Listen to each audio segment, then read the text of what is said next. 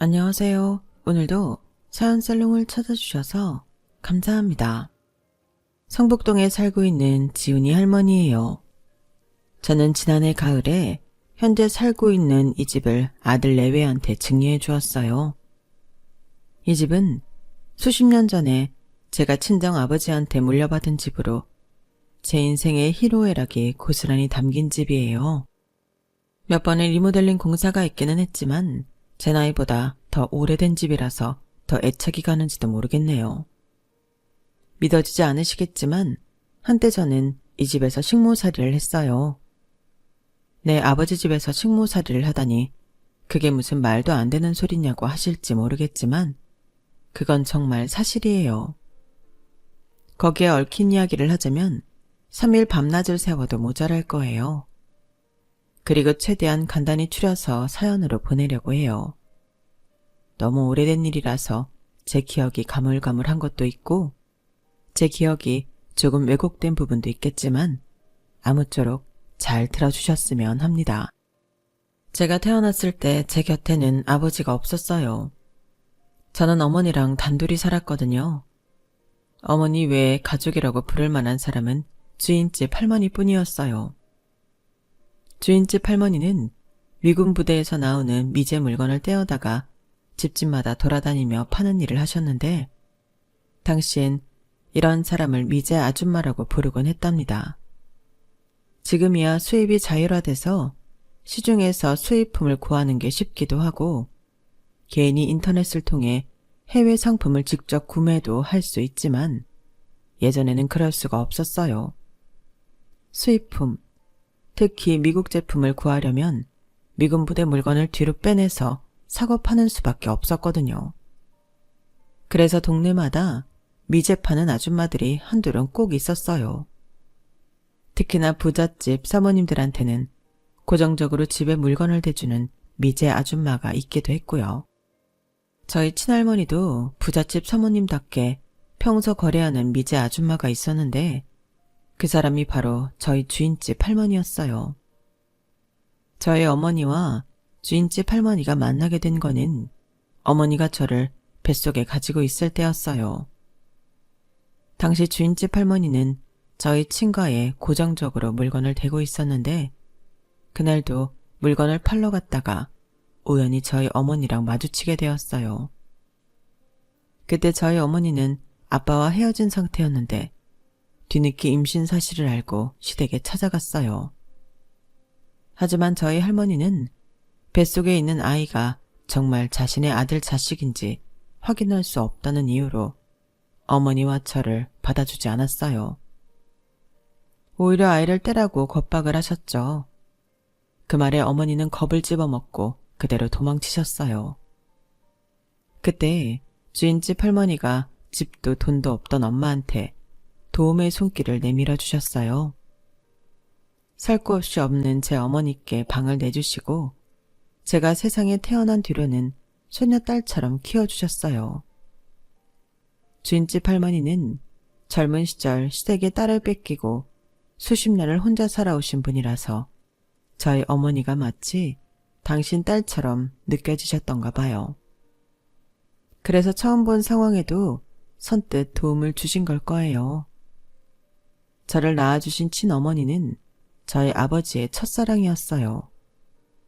하지만 두 분 사이에는 결혼을 할 수 없는 이유가 있었는데 두 분이 동성동본이라는 거예요. 게다가 저희 어머니는 일찍 부모님을 여인 고아였기 때문에 찐가에서는 더더욱 며느리로 받아들일 생각이 없었어요. 친할머니가 직접 어머니를 찾아와 헤어지라고 강요한 게 한두 번이 아니었고 그 바람에 실제로 몇 번이나 헤어지기도 했다더군요. 어머니는 아버지 몰래 직장을 옮기고 이사도 가봤지만 그럴 때마다 어떻게 알았는지 아버지가 어머니를 찾아왔고 결국엔 헤어지지 못한 채 관계를 이어가곤 했어요. 하지만 두 분은 인연이 아니었던 건지 결국엔 헤어지게 되었어요.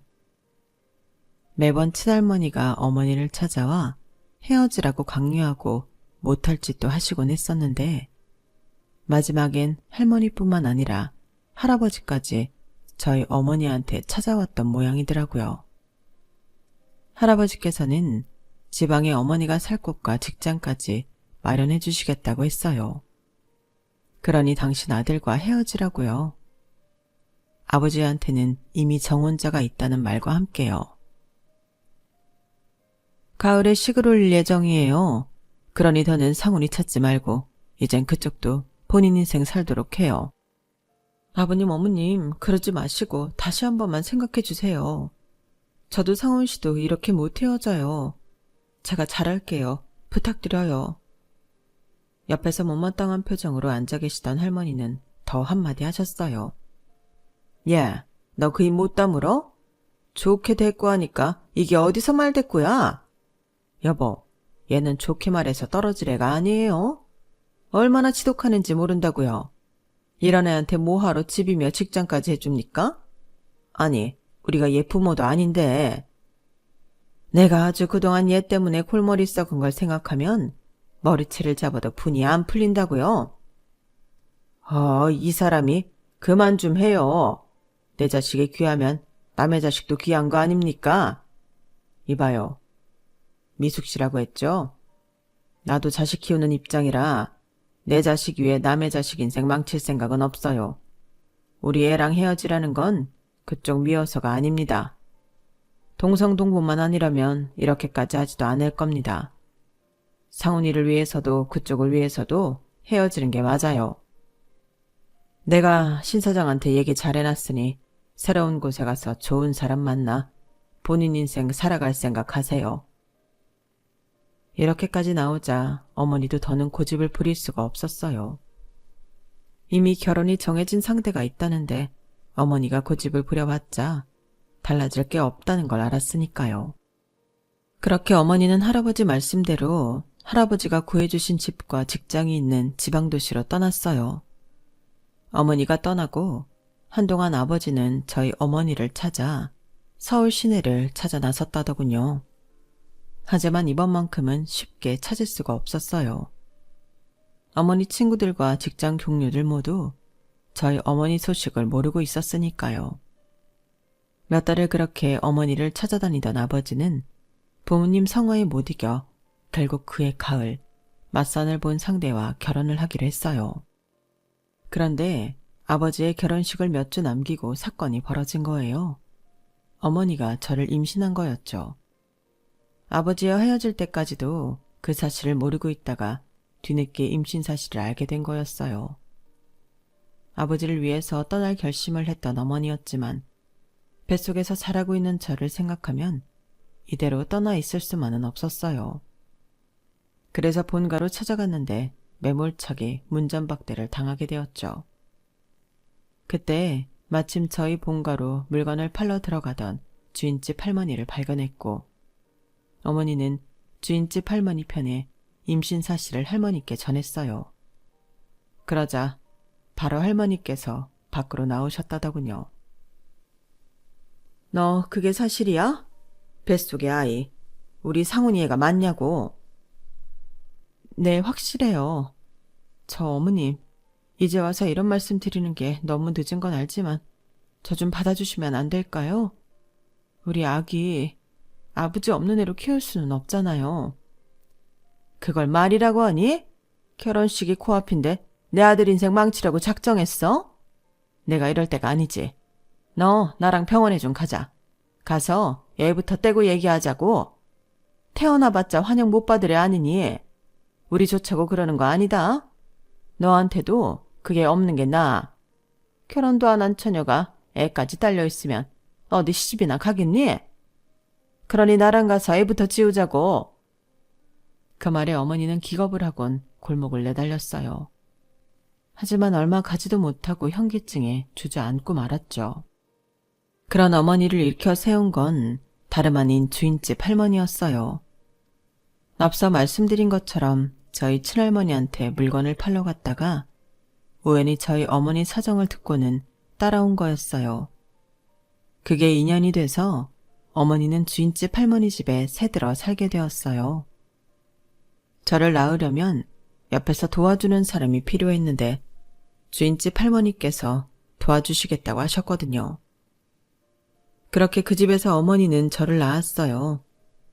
그리고 이거는 나중에 주인집 할머니를 통해 들어서 안예 사실인데, 제가 100일이 되었을 때쯤 어머니가 저를 안고 본가로 간 적이 있었대요. 하필 그때 아버지는 지방 출장 중이라 어머니가 온 것도 제가 태어난 것도 알지 못했어요. 친할머니는 며느리한테 제 존재가 들킬까봐 어머니를 문전박대하려고 했는데, 정주예요. 우리 아기 이름. 눈도 코도 상훈 씨를 꼭 닮았어요. 혈액형도 똑같고요. 상훈 씨 애가 확실하다는 증거예요. 제 혈액형이 아버지와 같다는 말을 들은 할머니는 그제야 대문을 열어주셨어요. 그리곤 버선발로 달려나오셨죠. 병원에서 그러든? 우리 상훈이랑 같은 혈액형이라고? 네, 희귀한 혈액형이라서 의사 선생님도 놀라시더라고요. 그래, 알았다. 네 말을 믿으마. 니들 모녀가 먹고 살 길은 내가 열어줄 테니 이 아이는 건강하게 키워야 한다. 너 지금 미제장수 집에서 살고 있다고 했지? 때를 봐서 내가 부를 테니 그때까지 입단속 잘하고 있어라. 매달 생활비는 내가 미제장수 편에 보낼 테니까 그렇게 알고. 피가 귀한 아이니 다치지 않게 잘 키워야 한다. 그 말에 어머니는 마치 하늘에서 동아줄이라도 내려온 것처럼 믿음을 갖게 되었어요. 그리고는 제가 젖을 뗄 무렵부터는 다시 일을 시작하셨어요. 본가에서 보내주는 돈도 있었지만 어떻게든 어머니 손으로 벌어서 저를 키우고 싶으셨나 봐요. 어머니가 출근하면 주인집 할머니께서 저를 돌봐주셨어요. 동네에서는 제가 주인집 할머니 손녀인 줄 알 정도로 할머니는 저를 무척이나 아껴주셨어요. 특히나 제가 넘어져서 다치지 않을까 늘 노심초사하셨는데, 그럴 때마다 제게 이런 말을 하셨어요. 정주야, 뛰지 마라. 넌 피가 귀한 아이라서 다치면 안 돼. 그때는 그 말 뜻을 잘 몰랐는데 나중에서야 제 혈액형이 무척이나 희귀한 혈액형이라서 수혈을 받을 수 없다는 걸 알고는 어머니와 주인집 할머니가 왜 그렇게 저를 과잉보호했는지 알 것 같았어요. 저한테는 비록 아버지는 없었지만 그래도 어머니와 주인집 할머니 사이에서 꽤 사랑을 받고 자랄 수 있었어요. 하지만 어머님은 그렇지 않았던 모양이에요. 제가 국민학교에 들어가는 무렵부터 어머니가 변하기 시작했거든요. 밤마다 저 몰래 술을 마시며 울기도 하고 가끔은 정신이 나간 사람처럼 멍하게 앉아있기도 했어요. 그런 일은 점점 잦아졌고 여름방학 무렵부터는 상태가 전보다 더 심해져서 멀쩡한 날보다 술에 취해 있거나 정신이 나가 있는 날이 더 많아졌어요.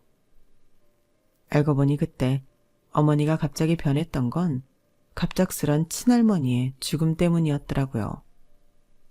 기다리면 언제고 다시 불러주겠다고 했던 친할머니께서 갑자기 세상을 떠나시는 바람에 철석같이 믿고 있던 약속은 하루아침에 부도수표가 되어버린 셈이었으니까요. 어머니는 신락 같은 희망이 사라졌다는 사실에 더는 삶의 희망을 가질 수 없었을 거예요.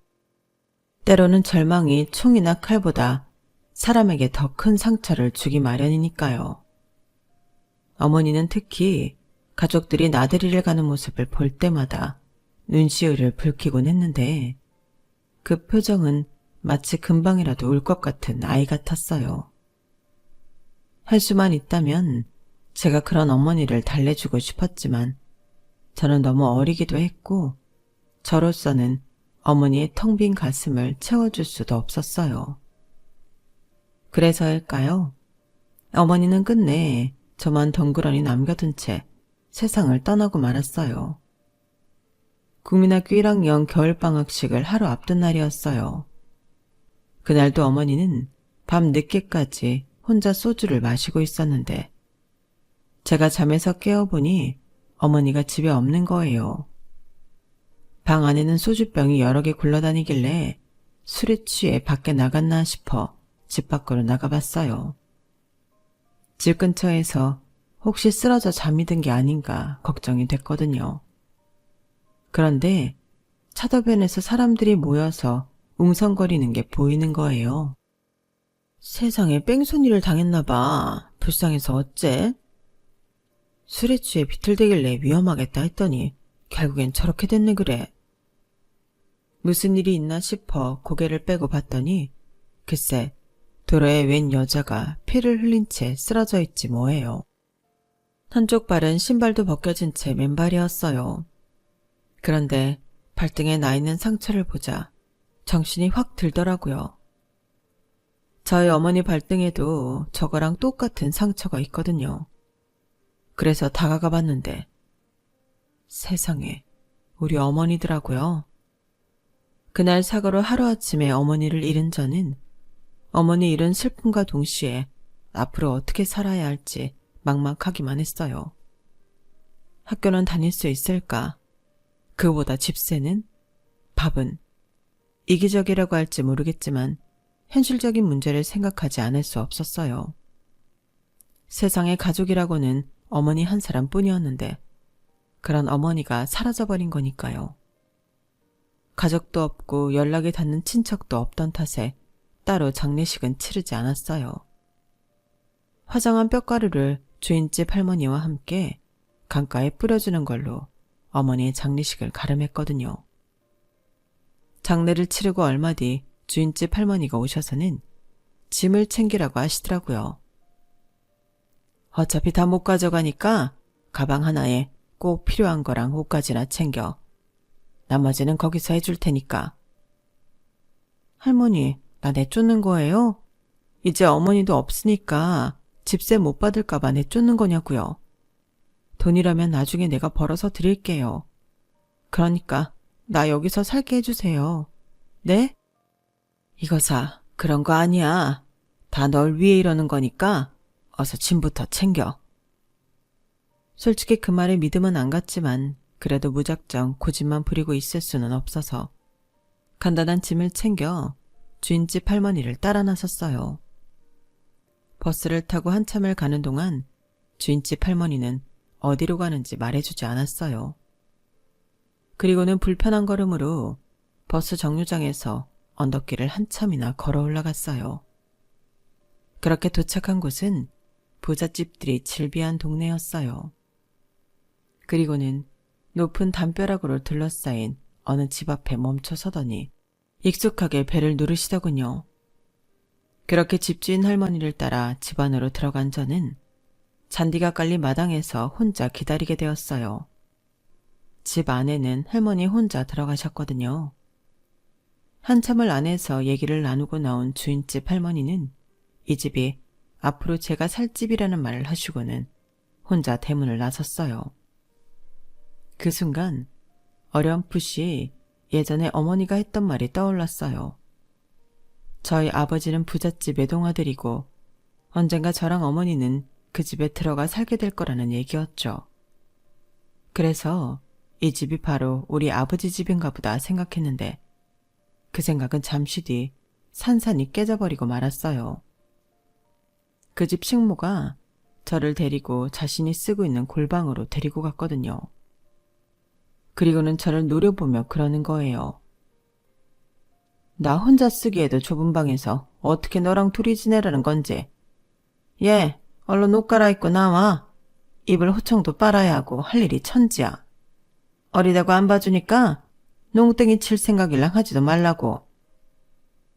그 순간 알 수 있었어요. 나는 아버지 집에 온 게 아니라 이 집에 식모로 팔려왔다는 걸요.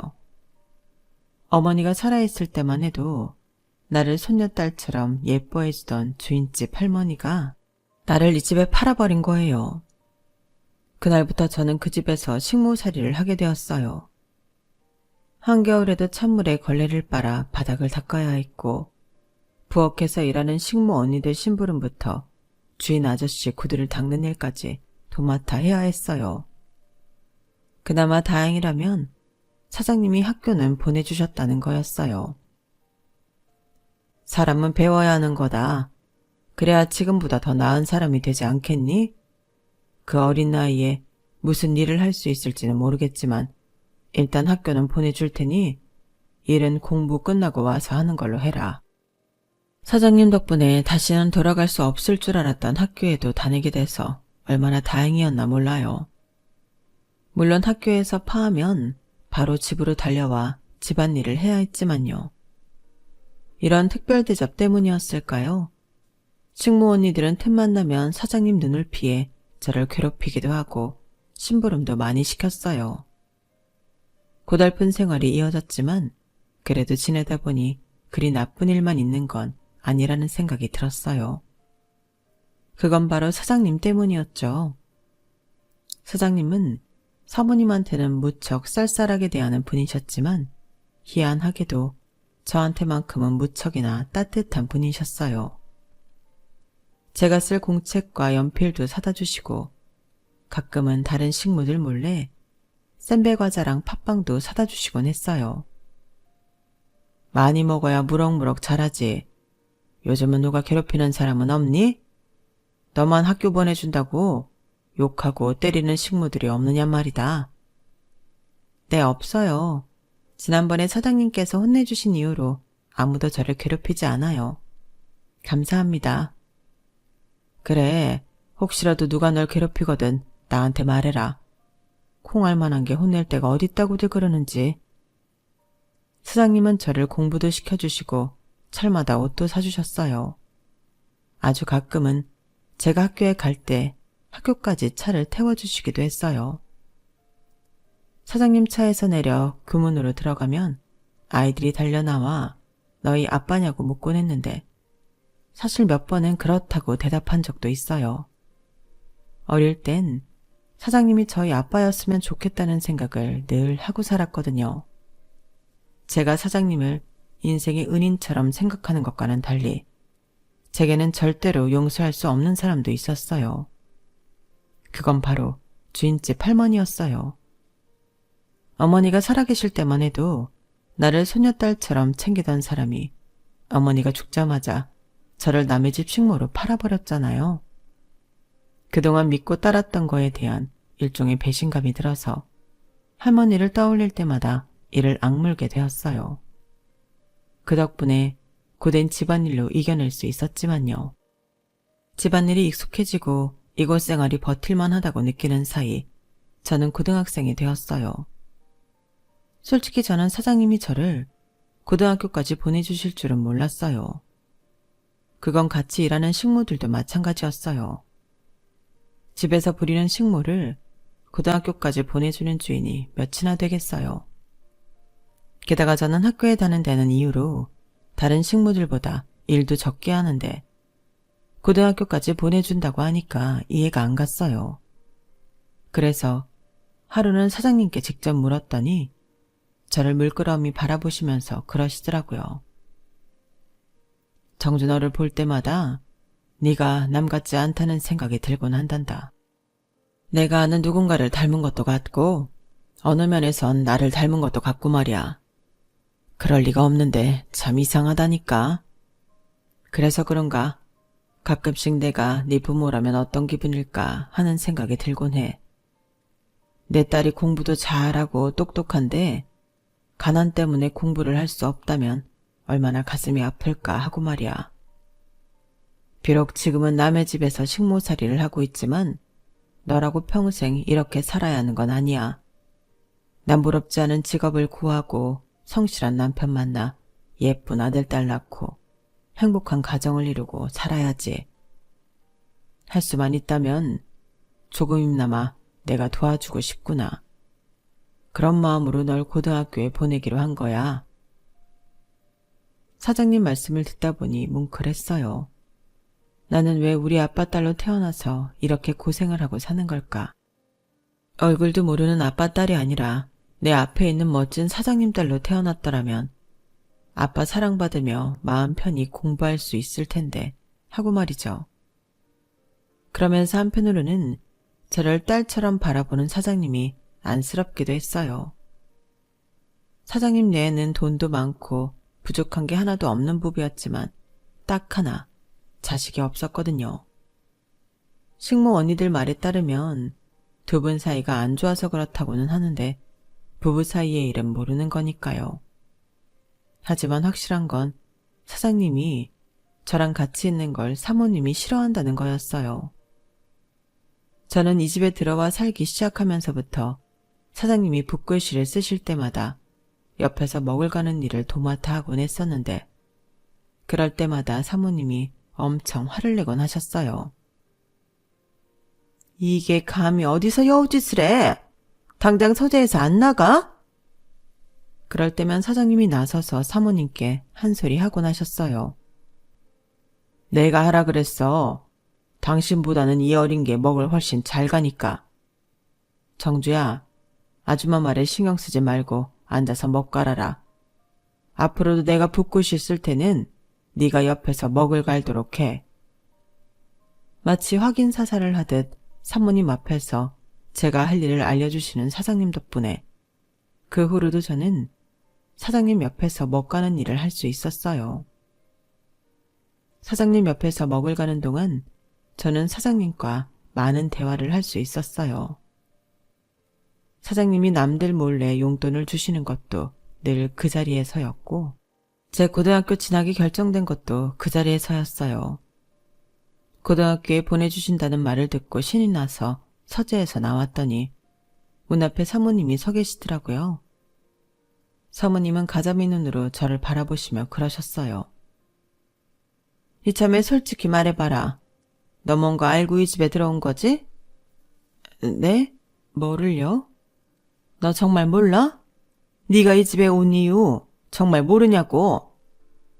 이유라면 다른 게 있을까요? 주인집 할머니가 저를 이 집에 식모로 보냈으니까 집안일을 하라는 거였겠죠. 다른 이유가 뭐가 있겠어요? 하, 맹랑한 것. 끝까지 오리발이네. 그래, 그럼 네 말대로 집안일이나 열심히 하렴. 만큼하게 우리 집 바깥 양반 꼬드겨 생선 살 뜯어먹듯 내 집 살림 뜯어먹을 생각 말고. 알겠니? 사모님 입은 웃고 있었지만 눈빛은 무척이나 싸늘했어요.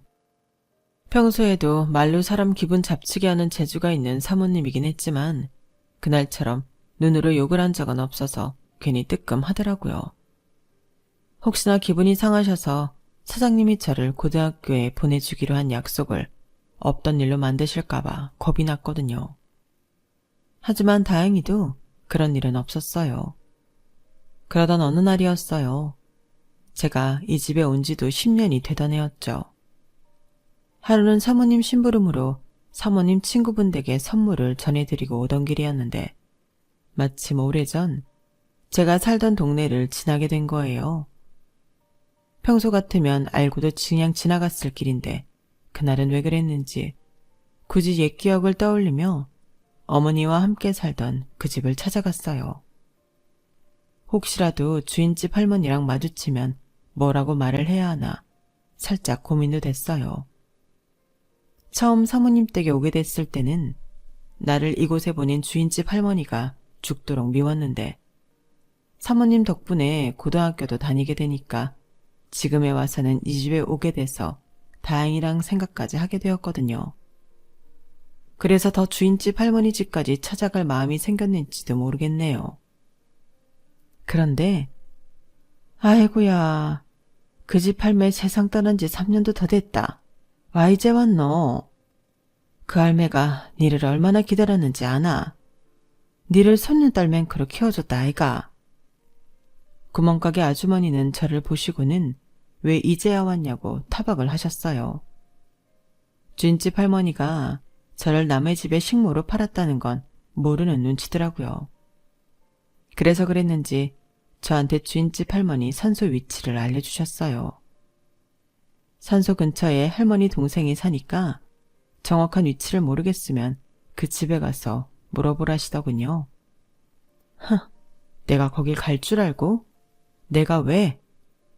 속으로 이를 부득부득 깔며 절대 안 가겠다고 마음먹었지만 얼마 뒤 저는 제 발로 주인집 할머니 산소를 찾아가고 말았어요. 주인집 할머니 산소 근처에 산다는 동생분을 찾아가 할머니가 남긴 물건 중에 우리 엄마 물건이 있는지 물어봐야겠다는 생각이 들었거든요.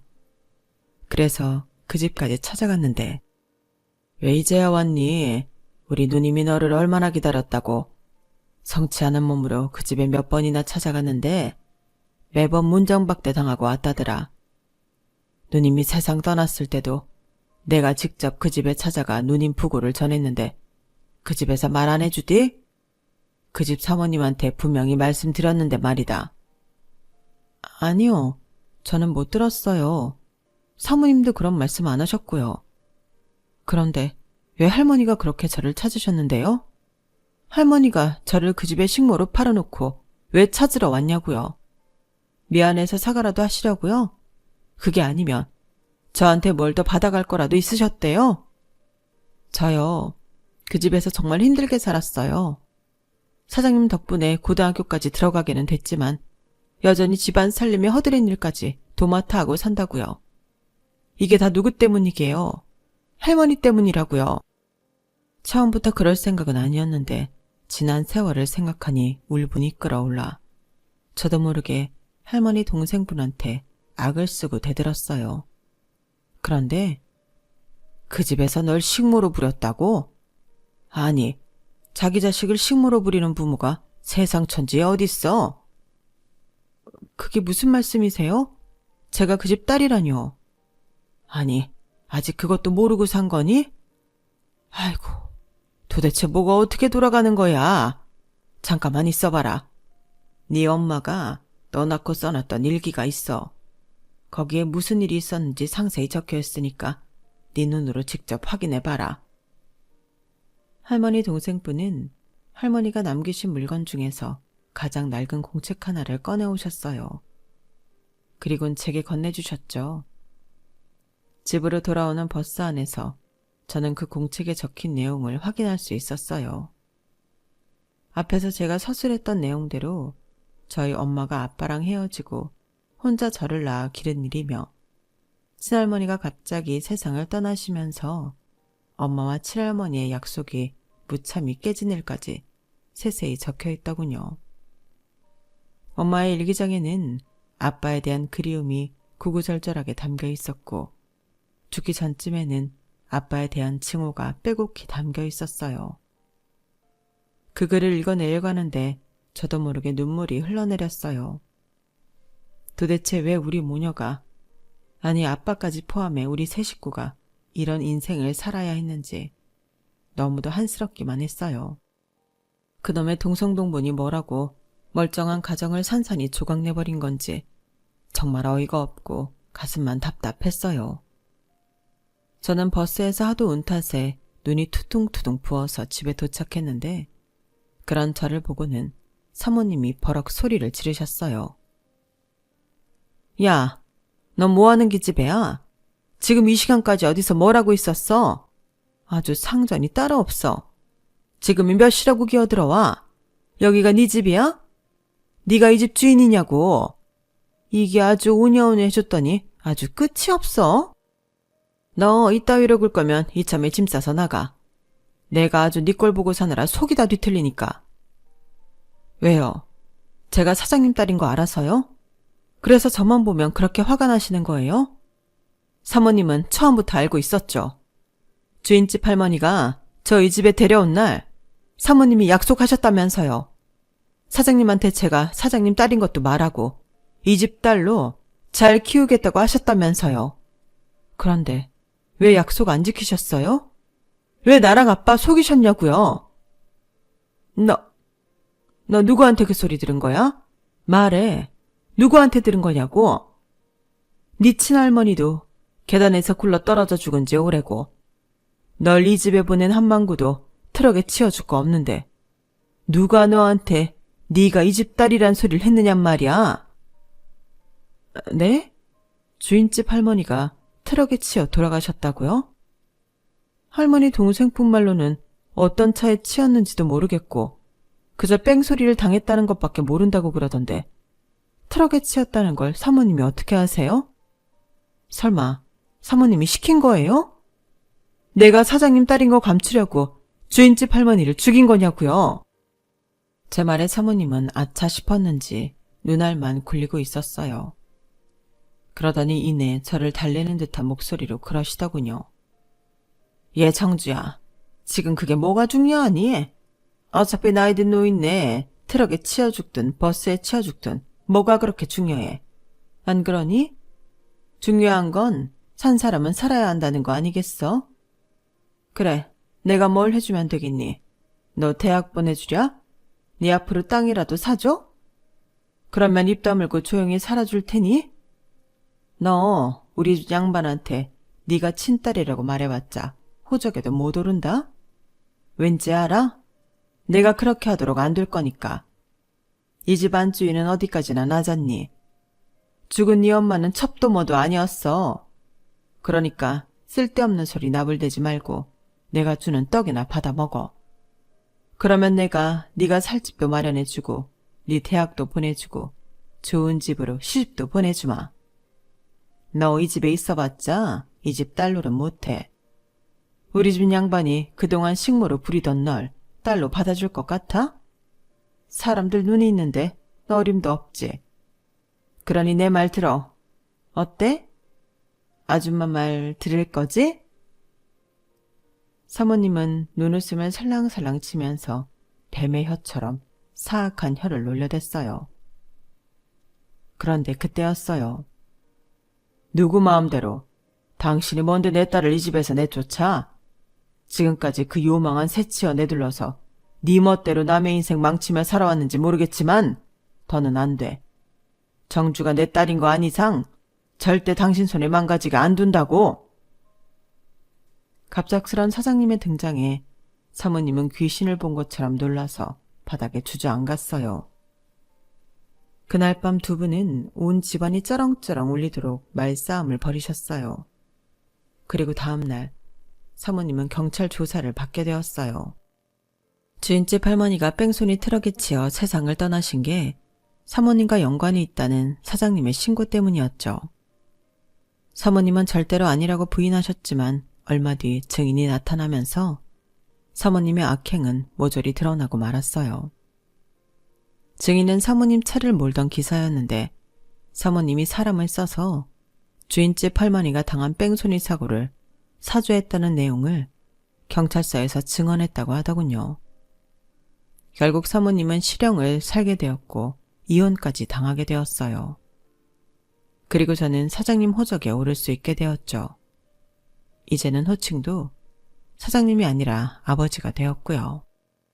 아버지는 저와 함께 제 어머니 유골을 뿌린 곳에 가서 한참을 우셨어요. 하루아침에 집에서 부리던 식모에서 부잣집 고명딸이 되어버린 저는 모든 게 다 변했어요.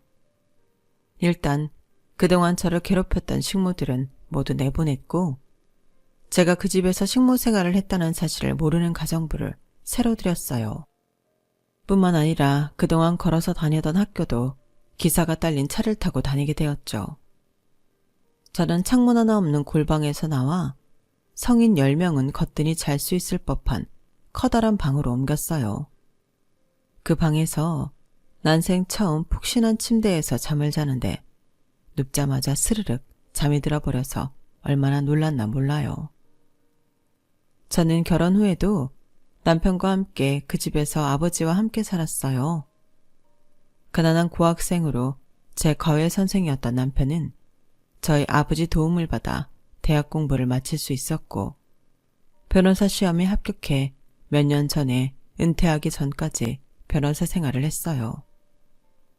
제게는 애증의 산물이기도 한 그 집에서 우리 아들이 태어났고 아버지가 돌아가신 이후에는 우리 세 식구가 살다가 아들 녀석이 결혼한 뒤에는 집을 리모델링해서 아들 내외와 함께 살기 시작했어요.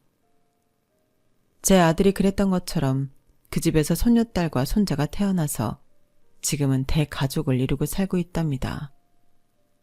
제게 남모를 아픔을 준 이 집에서 저는 인생의 희로애락을 경험하며 살아왔어요.